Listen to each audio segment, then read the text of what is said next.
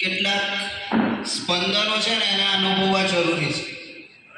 અને આ મિત્રોનો અવાજ, એમના સાથેનો તાલ અને આ માહોલ જે છે એ માહોલને હજુ એક સ્ટેપ પછી પાછું લઈ જઈએ છીએ, પણ આમને એકવાર સાંભળવા, એમને અનુભવવા અને તમારા જે વાઇબ્રેશન છે બોડીના એ તમે ખુદ ફીલ કરશો ત્યારે ખાસ કરીને અહીંયા ઉપસ્થિત સનાભાઈ સુંદર એન્કરિંગ તેમને કર્યું છે.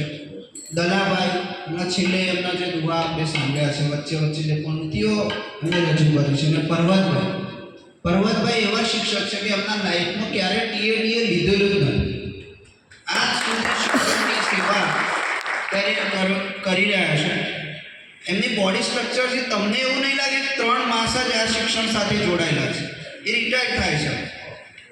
અને જીવાભાઈ એમના જીવનમાં પરિવારમાં દુઃખ છે છતાં પણ હંમેશા તેઓ ખુશ રહીને શિક્ષણ માટેની જે સેવા છે એ આપતા રહ્યા છે. અને એમની ટીમ માટે ખાસ આહ્વાન પાઠવીને હું એક જે ભજન છે એ સાંભળવા માટે અને એમના જે અવાજ છે અને તાલ છે આપણે બધા જ બોડીના સ્પંદનો અનુભવવા માટે આહ્વાન કરું છું. પ્લીઝ.